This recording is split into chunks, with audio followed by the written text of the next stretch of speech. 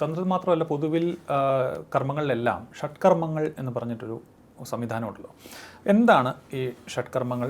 അതിൻ്റെ ഇത്തരം കാര്യങ്ങൾക്കായിട്ട് ഈ കർമ്മങ്ങൾക്കായിട്ട് തന്ത്രത്തെ പലരും ഉപയോഗപ്പെടുത്താറുണ്ട്. അത് ഉപയോഗപ്പെടുന്നത് എത്രത്തോളം ശരിയാണ്?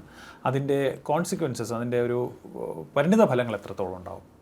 ശാന്തി മുതൽ മാരണം വരെയുള്ള കർമ്മങ്ങളെയാണ് ഈ ഷഡ്കർമ്മങ്ങളുടെ പദ്ധതിപ്പെടുത്തുന്നത്. ശാന്തി വശ്യം വരെയുള്ളതൊക്കെ സാധാരണ എല്ലാവരും ചെയ്യാറൊക്കെ ഉണ്ട്. മാരണം, ഉച്ചാടനം, ഭേദനം പോലെയുള്ള കാര്യങ്ങൾ പൊതുവെ കുറച്ചുകൂടെ വിസ്തരിച്ച അഷ്ടകർമ്മങ്ങളുണ്ട്. ശരിക്കും ഷഡ്കർമ്മങ്ങൾ വരെ പോയാൽ മതി. ഈ സാധാരണഗതിയിലും മനുഷ്യരായിട്ടുള്ളവരൊന്നും ഒരു മനുഷ്യത്വമുള്ളവരാരും ചെയ്യാറില്ല. പിന്നെ എന്ത് കിട്ടിയാലും എനിക്ക് പൈസ കിട്ടിയാൽ മതി, അല്ലെങ്കിൽ ധനം ഉണ്ടാക്കാൻ വേണ്ടി ഞാൻ എന്തും ചെയ്യുമെന്ന് പറയുന്നവർ ഇതിനകത്തുണ്ടാവും. അപ്പോൾ അതിനുള്ള വഴികൾ, വളഞ്ഞ വഴികളൊക്കെ അവർ കണ്ടെത്തും. ഇതെടുത്ത് മനുഷ്യർക്ക് അഗെയിൻസ്റ്റായിട്ട് ഉപയോഗിക്കും. ഇപ്പം ഈ ഇലക്ട്രിസിറ്റി നമ്മൾ മനോഹരമായിട്ട് ഉപയോഗിക്കുന്നുണ്ടല്ലേ. ഈ ഇത്രയിപ്പോൾ കാണുന്ന ലൈറ്റിംഗ് എല്ലാം തന്നെ ഇലക്ട്രിസിറ്റിയുടെ ഗുണമാണ്. ഇതേ മുറി തന്നെ നിങ്ങൾക്ക് ഒരാളെ ഷോക്ക് അടിപ്പിച്ച് കൊല്ലാൻ ഉപയോഗിച്ചൂടെ? അവിടെ ഇലക്ട്രിസിറ്റിക്ക് എന്തെങ്കിലും അതിനകത്ത് ഉത്തരവാദിത്വം ഉണ്ടോ? അപ്പോൾ കുറച്ച് എന്താ പറയുക, വിവാദപരമായൊരു ചോദ്യം ചോദിച്ചോട്ടെ. അപ്പോൾ എന്തുകൊണ്ടാണ് ഋഷിമാർ ഇങ്ങനെയുള്ള കർമ്മങ്ങൾ ഉണ്ടാക്കി വെച്ചത്? കാരണം അവരുണ്ടാക്കി വെച്ചതിനെയാണല്ലോ സാധകർ പിന്തുടരുന്നത്. നോക്കൂ, അറിവെന്ന് പറയുന്ന സാധനം എഴുതി വയ്ക്കൽ മാത്രമേ ഉണ്ടായിട്ടുള്ളൂ. ഇപ്പം മേന്തോന്നി ചെടിയുടെ കിഴങ്ങ് തിന്നാൽ മരിക്കും എന്ന് എഴുതി വെച്ചിട്ടുണ്ട് ആയുർവേദത്തിൽ. അത് തിന്നാനാണോ തിന്നാതിരിക്കാനാണോ? എന്തിനാണ് എഴുതി വെച്ചത്? മരിക്കേണ്ടവരെല്ലാം വരൂ, മേന്തോന്നി കിഴങ്ങ് അരച്ച് തിന്നോളൂ, അല്ലെ ഒതളങ്ങാക്കുരു തിന്നോളൂ എന്നല്ല ആണോ അതിൻ്റെ അർത്ഥം? അതെ, ഞാൻ പറഞ്ഞ മനസ്സിലായി. ഇപ്പം ട്രെയിനിന് കുറുകെ ചാടരുത്, ചെതറിപ്പോവും എഴുതി വെച്ചിട്ടുണ്ടെന്ന് വയ്ക്കുക. റെയിൽവേ ട്രാക്കിൻ്റെ മുമ്പിൽ ബോർഡുണ്ടെന്ന് വയ്ക്കുക. അപ്പോൾ ചെതറേണ്ടവരെല്ലാം വേണ്ടി അതിന് മുമ്പിലേക്ക് വന്ന് ചാടിക്കൊടുത്താൽ അതിൽ ബോർഡിനാണോ കുഴപ്പം, റെയിൽവേക്കാണോ കുഴപ്പം, അതോ ചാടിയവൻ്റെ ആണോ കുഴപ്പം? ഇതിൻ്റെ കർമ്മഫലങ്ങൾ ചെയ്യുന്ന ആൾക്കാരെ അല്ലെങ്കിൽ സാധകനെയും അതിന് സഹായം ചെയ്യുന്നതിനെയും ബാധിക്കില്ലേ? 100% ബാധിക്കും. അത് തലമുറകളിലേക്ക് ബാധിക്കുമോ? എന്താ സംശയം? തലമുറകളിലേക്ക് സ്വത്ത് പോകുന്നില്ലേ? മന്ത്രവാദം നിങ്ങൾ ഈ പറഞ്ഞ മാരണം, ഭേദനം മുതലായിട്ടുള്ള കർമ്മങ്ങളെ കൊണ്ട് ചെയ്തുണ്ടാക്കിയ സ്വത്തുണ്ടല്ലോ, ആ സ്വത്ത് തലമുറയ്ക്ക് കൊടുക്കുന്നുണ്ടോ? കൊടുക്കുന്നുണ്ടെങ്കിൽ ഇതിൻ്റെ പ്രാരാബ്ദങ്ങൾ കൊടുക്കുന്നുണ്ട്. അപ്പം നമ്മളുടെയൊക്കെ ജന്മം നമ്മളുടെ മാത്രം കർമ്മഫലമല്ല, പൂർവികരുടെ, ഇപ്പം നമ്മളുടെ പിതൃക്കളുടെ എല്ലാം സ്വത്ത് ഉപേക്ഷിച്ചാൽ മതി, സ്വീകരിക്കാതിരുന്നാൽ മതി. അതല്ലേ സന്യാസത്തിൻ്റെ പ്രാരാബ്ദം ഇല്ലാത്തത്? ഓ, സന്യാസികൾക്ക് അതുകൊണ്ടാണ് പ്രാരാബ്ദം ഇല്ലാത്ത. എന്താ ബലി പോലും ഇല്ലല്ലോ, ആകെ അമ്മയുടെ ബലി മാത്രമേ ഉള്ളൂ. അത്രേ ഉള്ളൂ. നമ്മൾ ആത്മബലിയിട്ടാണ് അവനവൻ്റെ കൂടെ ബലിയിട്ടു, പിന്നെ ഞാനേ ഇല്ല. ശാക്തേയൻ്റെ അവസ്ഥ അതാണ്. ശാക്തേയൻ്റെ കുലം എന്ന് പറഞ്ഞാൽ ശാക്തേയൻ ഉണ്ടായി വന്ന കുലം ഏതാണ്? ശക്തിയിൽ നിന്നാണ്. ഞാൻ ഉണ്ടായത് ഈ പ്രപഞ്ചം എന്ന് പറയുന്ന അമ്മയിൽ നിന്നാണെന്ന് എനിക്ക് ബോധ്യമായി. ആ അമ്മയുടെ സ്വരൂപമായിട്ട് ഞാൻ എൻ്റെ അമ്മയെ കാണുന്നതുകൊണ്ടാണ് എനിക്ക് അമ്മയിൽ പുലയുള്ളത്. അതെ, ഞാൻ പറഞ്ഞ മനസ്സിലായോ? അവിടെ മാത്രമേ എനിക്ക് അറ്റാച്ച്മെൻ്റ് ഉള്ളൂ. ബാക്കി ഒരിടത്തും അറ്റാച്ച്മെൻ്റ് ഇല്ലാത്തതിൻ്റെ കാരണം എന്താണ്? ഈ പ്രപഞ്ചത്തിലുള്ള സകല സാധനങ്ങളും ഒന്നിൽ നിന്നുണ്ടായതാണ്. അപ്പോൾ പുല ആചരിക്കാൻ ഞാൻ എന്നും ഓരോ നിമിഷവും പുല ആചരിക്കുകയാണ്. കാരണം ഈ പ്രപഞ്ചം തന്നെ നമ്മളുടെ ബന്ധുവാണ്, നമ്മൾ പ്രപഞ്ചത്തിൻ്റെ ഭാഗവുമാണ്. അപ്പം പുല ചേർത്ത് വിളിക്കുന്ന ഒരു അസഭ്യമായിട്ട് വരുന്നൊരു വാക്കുണ്ടല്ലോ, അതിൻ്റെ അർത്ഥം ശരിക്കും അതാണ്. ഓരോ നിമിഷവും പുലയാടിക്കൊണ്ടിരിക്കുകയാണ്. ഒരു കുട്ടി ഉണ്ടായാലും അമ്മയ്ക്ക് പുലയുണ്ട്. അങ്ങനെയാണെങ്കിൽ സാക്ഷാൽ ഭഗവതിക്ക് എന്നും പുലയല്ലേ? അതാണ് ഈ ചേർത്തല ദേവിയെ നമ്മൾ ചിലപ്പോൾ അങ്ങനെ പുലയാടിയവളെ എന്നൊക്കെ വിളിക്കുന്നത്. അതിനത്രയും വലിയൊരു ഭയങ്കര അർത്ഥം. നമ്മൾ ഇതിൻ്റെ അർത്ഥത്തെ മനസ്സിലാക്കി നമുക്ക് ആനന്ദം ഉണ്ടാവും. പക്ഷെ അതിൻ്റെ ആ ഒരു ആഴം വളരെ വലുതാണ്. കാരണം നമുക്ക് ഒരു പുൽത്തുരുമ്പ് മുതൽ നമ്മൾ വരെയുള്ള സകല സാധനവും ഒരു കുലത്തിൽ നിന്നുണ്ടായതാണ്, ഒരു ഗോത്രത്തിൽ നിന്നുണ്ടായതാണ്. അപ്പം ഞാനില്ല, എൻ്റെ ജാതിയും ഗോത്രവും മതവും സകലതും പോയില്ലേ? പിന്നെ ഈ പ്രപഞ്ചം മുഴുവൻ എൻ്റെ ആണെന്ന്, അല്ലെങ്കിൽ എൻ്റെ കൂടെ ഉള്ളവർ തന്നെയാണെന്ന് ബോധ്യമായ പിന്നെ എന്താണ് പിന്നെ പേടിക്കാൻ? പക്ഷെ ആ ബോധം വരുമ്പോൾ മാത്രമേ. അത് വരാത്തവൻ ഈ പണി നിർത്തണം. അത് ചെയ്യുമ്പോഴാണ് നമ്മൾ അനുഭവിക്കേണ്ടി വരിക. അത് വന്നില്ലെങ്കിൽ നിങ്ങൾ കൂടെയുള്ള അനുചര വൃന്ദം ഉണ്ട്, നിങ്ങൾ ഈ ഹൊയ്യാഹോയ് വയ്ക്കുന്ന വൃന്ദം ഉണ്ടല്ലോ, അതിനെല്ലാം തൂത്തുപെറുക്കി ദൂരെ കളഞ്ഞിട്ട് ഒന്നുകൂടെ അകത്തേക്ക് തിരിഞ്ഞ് വീണ്ടും ഇരിക്കണം. മനസ്സിലായി? അത് നിങ്ങൾക്ക് ഉണ്ടാവുന്നുണ്ടെങ്കിൽ മാത്രമേ ഈ പണി ചെയ്യാൻ പാടുള്ളൂ. ഇപ്പം 3000 ശിഷ്യന്മാരും 4000 ശിഷ്യന്മാരും ഉണ്ടാക്കി വെച്ച് ശിഷ്യന്മാരുടെ അവരുടെ മുഖസ്തുതി കേട്ട് സന്തോഷിച്ചിരിക്കലല്ല, സിംഹാസനത്തിലിരിക്കലല്ല നമ്മുടെ പണി. ഗുരുവിൻ്റെ ജോലി. ഈ ആനന്ദം എന്ന് ബ്രേക്കാക്കുന്നോ ആ നിമിഷം ഈ ചുറ്റും നിന്ന് ഹൊയ്യാഹോയ് വിളിക്കുന്നതിനെല്ലാം മാറ്റണം. അവരെ അവരുടെ പണി ചെയ്യാൻ അനുവദിക്കണം, അല്ലെ അവരെ ജീവിക്കാൻ അനുവദിക്കണം. ആനന്ദം നമ്മൾ അമ്മയിൽ കണ്ടെത്തണം, അല്ലെങ്കിൽ അവനെ ഇങ്ങോട്ടേ ഉള്ളൂ, എല്ലാം ഇങ്ങോട്ടല്ല, ഉള്ളിലേക്കല്ലേ. അന്തർമുഖ സമാരാധ്യ ബഹിർമുഖസു ദുർലഭ എന്നല്ലേ അത് പറഞ്ഞുകൊണ്ട് അങ്ങോട്ടല്ലേ കൂടുന്നത്. നമ്മുടെ ഉള്ളിലേക്ക് നോക്കാറില്ല. അതാണ് വിരോധാഭാസം.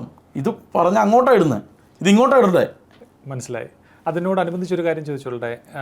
ദേവിയുടെ അടുത്തൊരു നാമം വരുന്നുണ്ട്, സമയാചാര തൽപര എന്നുള്ളത്. അപ്പോൾ ഈ സമയാചാരമല്ലാതെ ഇപ്പോൾ ഞാനൊരു സാധകനാണെങ്കിൽ എനിക്കിപ്പോൾ തുടക്കത്തിലൊന്നും അങ്ങനെ ഇരുന്ന് ധ്യാനിക്കാനോ ദേവിയെ മനസ്സിൽ കാണാനോ കഴിയുന്ന, അതിലേക്ക് എത്താൻ കാലങ്ങളെടുക്കുമല്ലോ, ചിലപ്പോൾ ജന്മങ്ങൾ തന്നെ എടുത്തേക്കാം. അപ്പോൾ ഈ സമയാചാര തൽപര എന്ന് ദേവിയെ വിളിക്കുമ്പോൾ മറ്റാചാരങ്ങളിൽ താല്പര്യം കുറഞ്ഞതാണ് എന്നാണോ ഉദ്ദേശിക്കുന്നത്, അതോ എന്താണ് അതിൻ്റെ ഒരു? അങ്ങനെയില്ല. ഇപ്പം 4 കുട്ടികളുള്ളൊരു സ്ത്രീയുടെ മക്കളിലൊരാൾ എൻ്റെ അമ്മയെന്ന് വിളിച്ചാൽ മറ്റുള്ളവരുടെ അമ്മ അല്ലാന്ന് അർത്ഥമുണ്ടോ? ഇല്ല. അതുപോലെ കൗളിനി യോഗി പഴയ ഇതുണ്ട്, ലോകമാതാ ലോകജനനി എന്ന് ഭഗവതിയെ വിളിക്കുന്നുണ്ട്. ലോകമാതാ ലോകജനനി.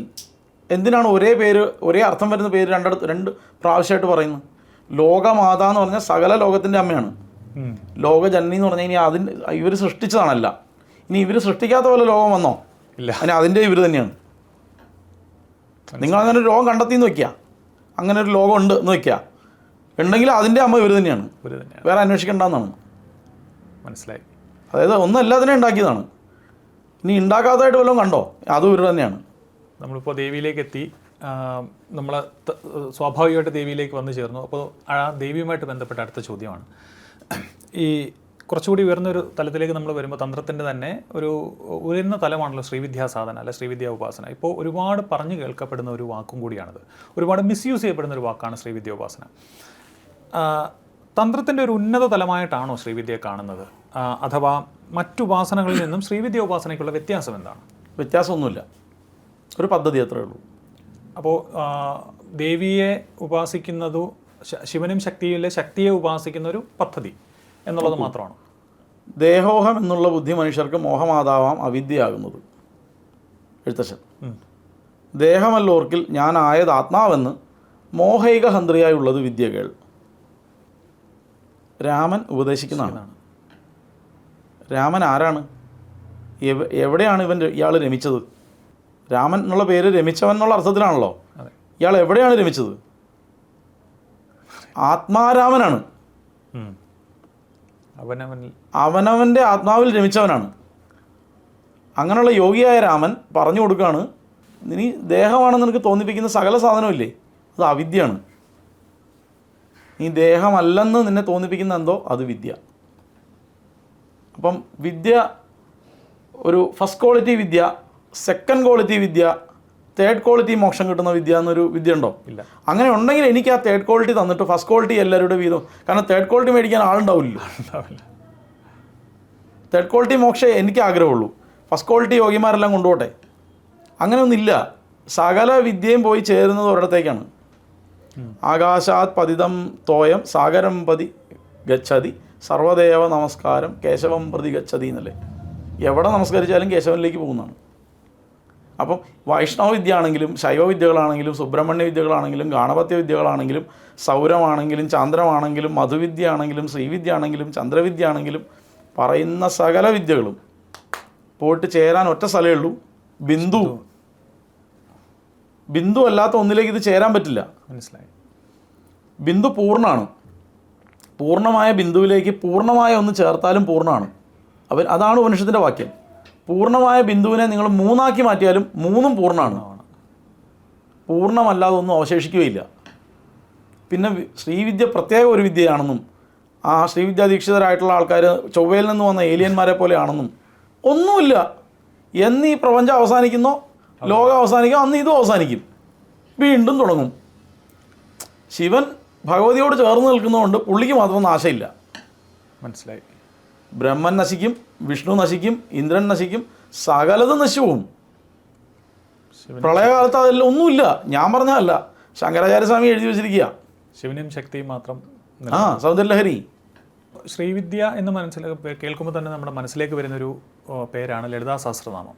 അപ്പോൾ അതിനെപ്പറ്റി ഒന്ന് വിശദീകരിക്കാമോ? ലളിതാ സഹസ്രനാമം ഒരു സാധാരണക്കാരൻ ജപിക്കുന്നതിന് എന്തെങ്കിലും പ്രത്യേക നിയമങ്ങളുണ്ടോ, അല്ലെങ്കിൽ അതിൻ്റെ കൂടെ പൂജ നിർബന്ധമാണോ, ഈ പഞ്ചോപചാരം അടക്കമുള്ള പൂജകൾ നിർബന്ധമാണോ? ഒന്ന് വിശദീകരിക്കാമോ? സ്വന്തം ഗുരുവിൽ നിന്നൊരു ഉപദേശം വാങ്ങി സഹസ്രനാമം ജപിക്കുക. ഗൃഹസ്ഥന്മാർക്ക് ജപിക്കാവുന്ന, ഗൃഹസ്ഥന്മാർക്കൊക്കെ ജപിക്കാവുന്ന, ബ്രഹ്മചാരി ഒക്കെ ജപിക്കാവുന്നതാണ് സഹസ്രനാമം എന്ന് പറയുന്നത്. സഹസ്രനാമത്തിന് അങ്ങനെ പ്രത്യേകിച്ച് അതിൽ പറയുന്ന ചില നിഷ്കർഷകൾ മാത്രമേ ഉള്ളൂ, അല്ലാതെ മറ്റു കാര്യങ്ങളൊന്നും, അത് സ്വന്തം ഗുരുവിൽ നിന്ന് മനസ്സിലാക്കിയെടുക്കാവുന്ന കാര്യങ്ങൾ മാത്രമേ ഉള്ളൂ. സ്തോത്രമാണ്, ബീജാക്ഷര മന്ത്രങ്ങളല്ല. ബീജാക്ഷര മന്ത്രങ്ങളെ ഉൾക്കൊള്ളിച്ച് പോയിട്ടുണ്ട് പല ഭാഗങ്ങളിലായിട്ട്. അപ്പം മനസ്സിലാക്കേണ്ടത് മന്ത്രത്തിൻ്റെ ബലമുള്ള ഒരു സ്തോത്രമാണ്. അപ്പോൾ അതിനും ദീക്ഷ നിർബന്ധമാണ്. പിന്നെ ആര് പറഞ്ഞു കൊടുത്തു എന്നുള്ളൊരു ക്വസ്റ്റ്യനാണ് അവിടെ. ഹയഗ്രീവ് അഗസ്ത്യ സംവാദമാണ്. അപ്പോൾ രണ്ടും മോശമല്ലാത്ത ആൾക്കാരാണ്. അപ്പോൾ അത് അവരിനി വെറുതെ പറഞ്ഞാലും മതി, ചിലപ്പോൾ മന്ത്രമാവും. അപ്പോൾ അത് നമ്മൾ അപ്പോഴും ഈ പറഞ്ഞ ചോദ്യം വരുന്നുണ്ട്, ഒരു സാധാരണക്കാരന് ലളിതാ സഹസ്രനാമമാണ് ഏറ്റവും എളുപ്പത്തിൽ ഒരു മന്ത്രം എന്ന് പറയുമ്പോൾ, അപ്പോൾ അവർക്ക് ഉപദേശം സ്വീകരിക്കാൻ നമ്മളതിന് ഞാനൊരു സിമ്പിളായിട്ട് പറയാം. അഷ്ടമംഗല്യങ്ങളിൽ നമ്മൾ ചെപ്പ്, ദർപ്പണ, താമ്പൂലം, ക്രമുകം, നാളികേരവും, ദണ്ഡുലം, പുസ്തകം, വസ്ത്രം ഇത്യാദി അഷ്ടമംഗലം എന്ന് പറഞ്ഞിട്ടുണ്ട്. എന്താണ് ഈ പുസ്തകം? ദിവ്യഗ്രന്ഥം ആണോ? ദേവി മഹാത്മ്യമാണ്. എന്താണ് ദേവി മഹാത്മ്യത്തിൻ്റെ പ്രത്യേകത? ദേവി മഹാത്മ്യം പ്രത്യക്ഷ ദേവീ സ്വരൂപമാണ്. രണ്ട് ഗ്രന്ഥങ്ങൾക്കേ പ്രത്യക്ഷ ദേവതാ സ്വരൂപമുള്ളൂ. ഒന്ന് ശ്രീമദ് ഭാഗവതം, പിന്നെ ദേവി മഹാത്മ്യം. വേറെ ഒന്നും നമ്മളങ്ങനെ പറയാറില്ല. ശിവപുരാണം ശിവൻ തന്നെയാണെന്ന് പറയാറില്ല, പറയാറേ ഇല്ല. ഭാഗവതം പറഞ്ഞിട്ടുണ്ട്, ശ്രീമദ് ഭാഗവതാഖ്യായം പ്രത്യക്ഷ കൃഷ്ണേവഹി എന്ന് പറഞ്ഞിട്ടുണ്ട്. ഇവിടെ അതിൻ്റെ ആമുഖത്തിൽ തന്നെ പറഞ്ഞിട്ടുണ്ട് ദേവി തന്നെയാണത്. അതുകൊണ്ട് തന്നെ എത്ര വലിയ ഒരു ഏലസ് അല്ലെങ്കിൽ ഒരു രക്ഷ ധരിക്കുന്നതിനേക്കാളും ബലമാണ് ഒരു ദേവി മഹാത്മ്യ ഗ്രന്ഥം കയ്യിൽ വയ്ക്കുമ്പോൾ. ഈ പറഞ്ഞിരിക്കുന്നത് എന്തുകൊണ്ടാണ് ഈ ദേവി മഹാത്മ്യത്തെ പറഞ്ഞിരിക്കുന്നത് വെച്ചാൽ മംഗളം തരുന്ന വസ്തുക്കളിലൊന്നായതുകൊണ്ടാണ്. അപ്പോൾ പണ്ട് പുരാതന കാലം മുതലേ നമുക്ക് പ്രചാരത്തിലുണ്ടായിരുന്ന ദേവി മഹാത്മ്യമാണ്. വളരെ കുറച്ച് കാലമേ ഉള്ളൂ സഹസ്രനാമത്തിൻ്റെ ജപം തുടങ്ങിയിട്ട്. അപ്പം പൂർവാചാരം എന്തെന്ന് നോക്കിയാൽ ശരിക്കും ദേവി മഹാത്മ്യത്തിൻ്റെ ആചാരമാണ്. നമ്മൾ തന്നെ അറിയാണ്ട് എപ്പോഴേക്കോ നമ്മുടെ ഉള്ളിൽ ഇങ്ങനെ കടന്നുകൂടിയില്ലേ, സർവമംഗള മംഗല്യേ, അതെ ഇല്ലേ, സൃഷ്ടിസ്ഥിതി വിനാശാനാം ശക്തിഭൂതേ സനാതനി ഗുണാശ്രയേ ഗുണമയി നാരായണീ നമസ്തുതേ എന്നൊക്കെ നമ്മുടെ ഉള്ളിലിങ്ങനെ നമ്മൾ 4-ലോ അല്ലെങ്കിൽ 3-ാം ക്ലാസ്സിലോ 2-ാം ക്ലാസ്സിലോ നാമം ചൊല്ലി പഠിച്ച കാലം മുതൽ നമ്മളിങ്ങനെ കേട്ടുപോയതോ കേട്ടുമറിഞ്ഞതോ എപ്പോഴോ നമ്മുടെ ഉള്ളിൽ കൂടെ ഇത് പോയതുമാണ്. കാരണം എപ്പോഴൊക്കെയോ ആളുകൾ ചൊല്ലി നമ്മളിത് കേട്ടിട്ടുണ്ട്, നമ്മുടെ ഉള്ളിൽ ഇതുണ്ട്, അല്ലെങ്കിൽ നമ്മുടെ ജനറ്റിക്കൽ കോഡിൽ ഈ സാധനം കിടപ്പുണ്ട്. അങ്ങനെ ഒരു ബന്ധം സഹസ്രനാമത്തിനുണ്ടോ എന്ന് എനിക്ക് അറിഞ്ഞുകൂടാ. ഞാനതിനൊന്നും തള്ളി പറയാനും ചേർത്ത് വയ്ക്കാനും ഒന്നും ശേഷിയുള്ള ആളല്ല. നമ്മൾ നിസ്വനായിട്ടൊരു വഴി കൂടെ ഇങ്ങനെ പോകുന്ന ഒരാളാണ്. അപ്പോൾ നിങ്ങൾ എന്നെ കൊണ്ട് ഈ കൂടുതൽ കുടുക്കിപ്പെടുത്താനുള്ള ക്വസ്റ്റ്യനായിട്ടാണ് നിങ്ങളിരിക്കുന്നത്. ഞാനിത് പറഞ്ഞു പോയാൽ ഈ മായ എവിടെയാണ് ഇവനെ നിന്ന് പിടിക്കാൻ പറ്റുന്നതെന്ന് നോക്കി ഇരിക്കുന്നിടത്താണ് ഞാൻ ഈ ചെന്ന് കയറി കൊടുക്കുന്നത്. അല്ലേ തന്നെ ഇതിനകത്ത് മുഴുകിപ്പോയി. ഇനിയിപ്പോൾ അവരെ ആശ്രയിച്ച് വെളിച്ചാടുക എന്നുള്ള ഒറ്റ പണിയേ ചെയ്യാനുള്ളൂ. അപ്പോൾ അതിൻ്റെ കൂടെ കൂടുതൽ കുരുക്കും കൂടെ ഇട്ട് വയ്ക്കുക എന്ന് പറഞ്ഞാൽ ദേവി മഹാത്മ്യത്തിലേക്കൊന്ന് പോകാമല്ലോ. ദേവി മഹാത്മ്യം നവാക്ഷരി ഉപദേശമില്ലാതെ ചൊല്ലാൻ പാടില്ല എന്ന് കേട്ടിട്ടുണ്ട്. അപ്പോൾ അതിൽ ദുർഗാ സപ്തശ്ലോകി എന്ന് 7 നമ്മൾ ഈ പറഞ്ഞ 7 ശ്ലോകങ്ങളുണ്ടല്ലോ, സർവമംഗളമംഗല്യ തുടങ്ങി, അത് ചൊല്ലുന്നതിന് നവാക്ഷരി നിർബന്ധമാണോ? ഒന്നും പറഞ്ഞിട്ടില്ല, അങ്ങനെയൊന്നും പറഞ്ഞിട്ടില്ല. ദേവി അവിടെ അതിൻ്റെ ഋഷി, അതിൻ്റെ ഛന്ദസ്, അതെല്ലാം തന്നെ ആ ഗ്രന്ഥത്തിൽ തന്നെ പറഞ്ഞിട്ടുണ്ട്. ദേവി തന്നെയാണ് അവിടെ ഗുരുവായി. അതിൽ നോക്കൂ, അതിൽ പറഞ്ഞിട്ടുണ്ട് യോഗ്യത തീരുമാനിക്കേണ്ടത് സ്വയം തീരുമാനിക്കാനാണ് പറഞ്ഞിരിക്കുന്നത്. ദേവി മഹാത്മ്യത്തിൻ്റെ യോഗ്യത സ്വയം തീരുമാനിക്കാനാണ് പറഞ്ഞിരിക്കുന്നത്. എവിടെന്നെങ്കിലും ഒരു ഉപദേശം കിട്ടിയാൽ, അമ്മ ഉപദേശിച്ചാൽ ഒക്കെ സ്വന്തം അമ്മ ഉപദേശിച്ചാൽ മതി. അതൊക്കെ ദേവി മഹാത്മ്യത്തിൻ്റെ ഉപദേശപ്പെടുന്നതാണ്. ഗുരു ഉപദേശിക്കുക, ഗ്രന്ഥം കിട്ടുക, വഴിയിൽ കിടന്ന് കിട്ടുക, ഇതെല്ലാം പിന്നെ അങ്ങനെയെല്ലാം ഭയങ്കര, എനിക്കൊക്കെ ഞാൻ ഒരുപാട് പേരുടെ അനുഭവങ്ങൾ കേട്ടിട്ടുണ്ട്. അത് ദേവി മഹാത്മ്യത്തിന് മാത്രം, കാരണം അത് ദേവി നേരിട്ട് പ്രത്യക്ഷ, അത് തന്നെ ദേവിയുടെ ഉപദേശമായിട്ട് കണക്കാക്കണം. ഈ ചണ്ഡികാഹൃദയം ചൊല്ലുന്ന ആളെ എനിക്ക് അറിയാം. അവർ ഹൃദയത്തിന് ചികിത്സിക്കുന്ന ഒരു ഡോക്ടർ. ഇപ്പോൾ ഇതുപോലെ ചെറിയ പ്രായത്തിൽ അവർക്ക് ഒരാൾ കൊടുത്താണ്, മോള് ജപിച്ചോ എന്ന് പറഞ്ഞു കൊടുത്തു. അങ്ങനെയൊക്കെ കിട്ടുന്നുണ്ട്. എനിക്കങ്ങനെ അതിലൊരു മന്ത്രം എനിക്ക് കിട്ടിയിട്ടുണ്ട്, ഈ സർവ്വബാധ പ്രശമനം. ഇത് ദേവി മഹാത്മ്യത്തിലാണെന്ന് അറിയുന്നതിന് മുന്നേ കിട്ടിയിട്ടുണ്ട്. അത് എപ്പോഴോ ജപിച്ച് കുറേ കഴിഞ്ഞപ്പോഴാണ് ദേവി മഹാത്മ്യത്തിലുള്ളതാണല്ലേ. ദേവി മഹാത്മ്യം എന്ന് പറയുന്നത് നമ്മുടെ 700 ശ്ലോകങ്ങൾ. 700 ശ്ലോകങ്ങൾ എന്ന് പറഞ്ഞാൽ അതിനകത്ത് മന്ത്രബലം ഉള്ളത് ഇപ്പോൾ ദേവി വാച ദേവി പറഞ്ഞു. അതുപോലും അതിനെ മന്ത്രമായിട്ട് കൂട്ടണം. ചൊല്ലുമ്പോൾ അതും കൂടി ചേർത്ത് വേണം ചൊല്ലാൻ. ദേവി പറഞ്ഞു എന്ന് പറഞ്ഞാൽ അത് മന്ത്രമാണ്. അപ്പം മന്ത്രം ചൊല്ലുമ്പോൾ ചിലരൊക്കെ അത് ഒഴിവാക്കാറുണ്ട്. ഇല്ല അതെല്ലാം അതിൻ്റെ കൂടെ ഉള്ളതാണ്. ഈ ദേവീമാത്മ്യം എടുക്കുമ്പോൾ അതിൽ അർഗളം, കവചം, സ്തോത്രം, കീലകം, അങ്ങനെ കുറേ കാര്യങ്ങളുണ്ട്. അതൊക്കെ സാധാരണക്കാരനെ നോക്കി വായിക്കാമോ, അതോ അതിനൊക്കെ ഓരോരോ നിയമങ്ങളും നിബന്ധനകളും? എല്ലാ സാധനങ്ങൾക്കും നമ്മൾ ഉപയോഗിച്ച് പരിചയമുള്ള ഒരാളുടെ നിർദ്ദേശങ്ങളെ അനുസരിക്കുക, അദ്ദേഹത്തിൽ നിന്ന് നിർദ്ദേശം സ്വീകരിക്കുക എന്നുള്ളതൊരു സാമാന്യ ബുദ്ധിയുള്ള ഒരാൾ ചെയ്യുന്നൊരു കാര്യമാണ്. അത്തരത്തിൽ ദേവി മഹാത്മ്യ ഗ്രന്ഥത്തിനെ നന്നായി പാരായണം ചെയ്യുന്ന ഒരാളുടെ അടുത്ത് നിന്ന് കൃത്യമായിട്ടുള്ള ഉപദേശം സ്വീകരിച്ച് ചെയ്യുന്നതാണ് ഏറ്റവും നല്ലത്. ദേവി മഹാത്മ്യം എന്നല്ല, എല്ലാം അങ്ങനെ തന്നെയാണ്. ഭാഗവതമാണെങ്കിൽ പോലും അങ്ങനെയല്ലേ. നമ്മൾ ഗ്രന്ഥം ഇരിപ്പുണ്ട് എല്ലാവർക്കും കിട്ടാൻ, അതിൽ ഉടനെ വായിച്ചു തുടങ്ങുമല്ലോ. കുറേ കാലം വായിക്കുന്ന ഒരാളുടെ കൂടെ പോയിരുന്ന് അദ്ദേഹം വായിക്കുന്നത് കേട്ട്, ഭാഗവതത്തിന് എപ്പോഴും കേൾക്കലിനാണ് പ്രാധാന്യം. ഈ വായിക്കുന്നവർ പോലും സ്വന്തമായൊരു സപ്താഹം നടത്തും കേൾക്കാൻ വേണ്ടി. വായിക്കലല്ല ഇതിൻ്റെ ഇമ്പോർട്ടൻസ് എന്ന് പറയുന്നത്, കേൾക്കലാണ്. അപ്പം എല്ലാ ഗ്രന്ഥവും കുറേ കാലം കേൾക്കണം പാരായണം ചെയ്യുന്നതിന് മുമ്പ്. അത് കഴിഞ്ഞിട്ട് വേണം നമ്മൾ പോയി വായിച്ചു തുടങ്ങാൻ. ഇപ്പം ഈ വെറുതെ ഇപ്പോൾ എഴുത്തച്ഛൻ എഴുതിയ അധ്യാത്മരാമായണം ഇത് അജ്ഞാനികൾക്ക് വേണ്ടിയിട്ട് എഴുതിയിരിക്കുന്നതാണെന്ന് അദ്ദേഹം എഴുതിയിട്ടുണ്ട്. കേട്ട് മനസ്സിലാക്കാൻ. ബോധഹീനന്മാർക്ക് അറിയുവാൻ വണ്ണം എന്നാണ് എഴുതിയിരിക്കുന്നത്. വെച്ചാൽ പൊട്ടന്മാർക്ക് വേണ്ടി, ബോധമില്ലാത്തവന്മാർക്ക് വേണ്ടി ഞാൻ എഴുതിയിരിക്കുന്നു അദ്ദേഹം തന്നെ അതിൽ പല ഭാഗത്തിൽ ഒരു ഭാഗത്തല്ല 2-3 ഭാഗത്ത് അത് എഴുതി വെച്ചിട്ടുണ്ട്. പക്ഷേ നമ്മൾ മനസ്സിലാക്കേണ്ടത് അത്രയേ ഉള്ളൂ. എന്നാൽ പോലും നമ്മളതൊന്ന് കുറച്ച് നേരം ഒന്ന് കേട്ട് ഒരു പ്രാവശ്യമൊക്കെ ഒന്ന് കൂടെ ഇരുന്ന് വായിച്ച് അങ്ങനെയല്ലേ നമ്മൾ പഠിക്കുന്നത്. അതുപോലെ തന്നെ ഇതും പഠിക്കണം. ഇതിൽ ശാപവിമോചനം ഇത് ചൊല്ലുമ്പോൾ നമുക്ക് ശാപവിമോചന മന്ത്രം ആവശ്യമാണ്. ശാപോദ്ധാരണ മന്ത്രം റിവേഴ്സ് എഫക്റ്റ് ആണ്. ചില മന്ത്രങ്ങൾക്ക് ഒരു റിട്ടേൺ, ഇത് അതിൻ്റെ എന്താ അതിന് പറയുന്നത്, അതിന് നമ്മുടെ ഐസക് ന്യൂട്ടൻ്റെ 3ാം ചലന നിയമം പോലെയുള്ളൊരു അതിന് വേണ്ടിയിട്ടാണ്. അത് നമുക്ക് എല്ലാ മന്ത്രങ്ങൾക്കും ഒരു 80% മന്ത്രങ്ങൾക്കും ഈ റിവേഴ്സ് എഫക്റ്റ് ഉണ്ട്. അതിന് ശാപോദ്ധാരണത്തിന് പല രീതിയിലുള്ള തർപ്പണം കൊണ്ടും പുരസ്കരണം കൊണ്ടും ഭോജനം കൊണ്ടും ഒക്കെ, വിപ്രഭോജനം കൊണ്ടും ഒക്കെയാണ് നമ്മളത് ചെയ്യുന്നത്. വിപ്രഭോജനം എന്ന് പറയുമ്പോൾ ജാതി ഉദ്ദേശിച്ചല്ല, ജാതി ഉദ്ദേശിച്ചല്ല, നിയതിക്ക് മറികടക്കാതെ നിയതിയെ അനുസരിച്ച് പോകുന്ന ഒരാളെന്നുള്ള നിശ്ചയത്തിലാണ്. അല്ലാതെ ഊണുലിട്ടവർക്ക് എന്നെ കൊടുത്തോണമെന്നും നിർബന്ധമില്ല. ഈ തന്ത്രത്തെ നമുക്ക് പ്രാചീന ഭാരതത്തിൻ്റെ ഒരു മനഃശാസ്ത്രം, സൈക്കോളജി എന്ന് വിളിക്കാൻ പറ്റുമോ? മന്ത്രവാദത്തെ വിളിക്കാം. തന്ത്രം എന്ന് പറയുന്നത് മോക്ഷവിദ്യയാണ്. അതിനൊക്കെ മുകളിലുള്ളതാണ്. അതിൻ്റെ ഒരു ഭാഗം മാത്രമാണ്. ഇപ്പം ബ്രഹ്മോസ് കൊണ്ട് എലിയെ കൊല്ലാമെന്ന് ചോദിക്കുന്ന പോലെയാണ്. അപ്പോൾ കാരണം ഞാൻ ചോദിക്കാൻ കാരണം എന്ന് വെച്ച് കഴിഞ്ഞാൽ തന്ത്രം കൂടുതലും ഇപ്പോൾ വൈദികമാണെങ്കിലും മറ്റു പദ്ധതികളെല്ലാം തന്നെ ആചരണങ്ങളിൽ കൂടുതൽ ശ്രദ്ധ കൊടുക്കുമ്പോൾ തന്ത്രവും വേദാന്തവും മാത്രമാണ് ഈ പറഞ്ഞ സമയാചാരം തൻ്റെ ഉള്ളിലേക്ക് തിരിഞ്ഞു നോക്കാൻ പ്രേരിപ്പിക്കുന്നത്. അതുകൊണ്ടാണ് അങ്ങനെ ഒരു ചോദ്യത്തിലേക്ക് വന്നത്. ഈ ഉള്ളിലേക്ക് തിരിഞ്ഞു നോക്കിയവനില്ലേ, ആ നോക്കിയവനെ തിരിഞ്ഞു നോക്കാതെ നടക്കുന്നവന്മാർക്ക് വേണ്ടിയിട്ട് എന്തെങ്കിലും ചെയ്യാൻ പറ്റും. മനസ്സിലായി, ഞാൻ പറഞ്ഞില്ലേ, മനസ്സിലായില്ലേ? തിരിച്ചറിവ് വരുന്നാലേ വട്ടില്ലാത്ത ഒരുത്തനല്ലേ വട്ടന്മാർക്ക് വേണ്ടി ഒരു ആശുപത്രി ഉണ്ടാക്കാൻ പറ്റുള്ളൂ. അപ്പം അവിടെ ഇവിടെ അന്വേഷിച്ച് നടക്കുന്നവർക്ക് വേണ്ടി ഒരു സാധനം ഉണ്ടാക്കണമെങ്കിൽ ഉള്ളിലേക്ക് തിരിഞ്ഞൊരാളെ കൊണ്ടല്ലേ സാധിക്കുള്ളൂ. അവർക്ക് വേണ്ടി ഒരു പദ്ധതി ഈ പുറമേ കൂടെ കൊണ്ടുവന്ന് അകത്തേക്ക് തിരിക്കുന്ന പദ്ധതി ഇല്ലേ, മനസ്സിലായി, പുറമേ കൂടെ കൊണ്ടുവരികയാണത്, അവരറിയാതെ അകത്തേക്ക് കൊണ്ടുവരികയാണ്. ആ പദ്ധതിയെ ഉണ്ടാക്കിയെടുക്കണമെങ്കിൽ അത്ര ബ്രില്യൻസ് ഉള്ള ഒരാൾക്കല്ലേ പറ്റുള്ളൂ. അപ്പോൾ 2 പദ്ധതിയിലൂടെയും വന്ന ഒരാൾക്കേ പറ്റുള്ളൂ. നമ്മൾ രസത്തിന് വേണ്ടി പദങ്ങളെ പ്രയോഗിക്കുന്നതാണ്, അല്ല നമ്മളവരെ പൊട്ടാൻ നല്ല മോശക്കാരെന്നുള്ള അർത്ഥത്തിലല്ല ഞാൻ പറയും. ഞാൻ ഇതിനേക്കാൾ വലിയ പൊട്ടനാണ് ഇപ്പോഴും. പക്ഷേ ആ പൊട്ടനാണെന്നുള്ള ബോധ്യം എനിക്ക് ഉള്ളതുകൊണ്ട് എനിക്ക് ഏതാണ്ടൊക്കെ കഴിച്ചിലാക്കി എന്ന് പറഞ്ഞാൽ നമുക്ക് ബോധ്യം വന്ന സ്ഥിതിക്ക് പിന്നെ നമുക്ക് രക്ഷപ്പെടാനുള്ള വഴി നോക്കിയാൽ മതിയല്ലോ. അതെ, അറിയില്ല എന്നുള്ള തിരിച്ചറിവാണ് ആദ്യം. അത് വന്നു, എന്തായാലും അതുകൊണ്ട് രക്ഷപ്പെട്ടു. അതും വരാതെ നടക്കുന്നവരുണ്ട്, അവിടെയാണ് പ്രശ്നം.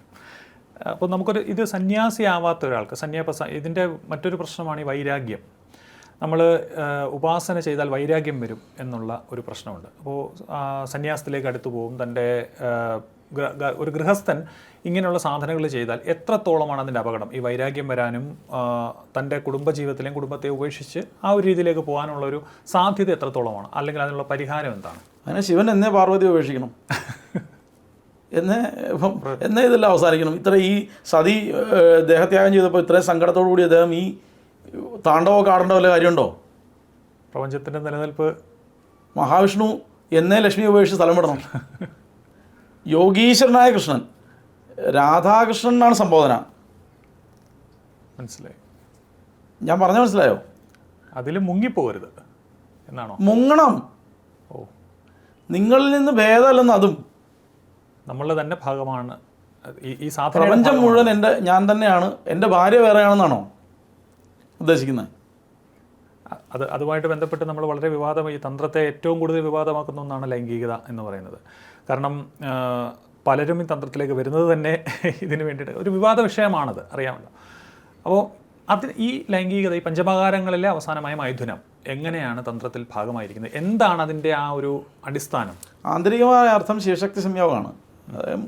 മൂലാധാര ചക്രത്തിലെ കുണ്ടലിനി ശക്തി സഹസ്രാരത്തിലേക്ക് പോയി ചേരുന്ന മൊമെൻ്റ്, അതാണ് ഉദ്ദേശിക്കുന്നത്. അതിനെ ഭൗതികമായിട്ട് പല രീതി റെപ്രസെൻ്റ് ചെയ്യണം. പിന്നെ ഞാൻ പറഞ്ഞല്ലോ, ഒരു ഉത്സവം നടക്കുമ്പം ആനയെ കാണാൻ ആളുകൾ വരും, ആനപ്പിണ്ടം വരുന്നവർ വരും, മുട്ടായി കച്ചവടക്കാർ വരും, ബലൂൺ കച്ചവടക്കാർ വരും, അത് വാങ്ങാനുള്ള കുട്ടികൾ വരും, ഇല്ലേ?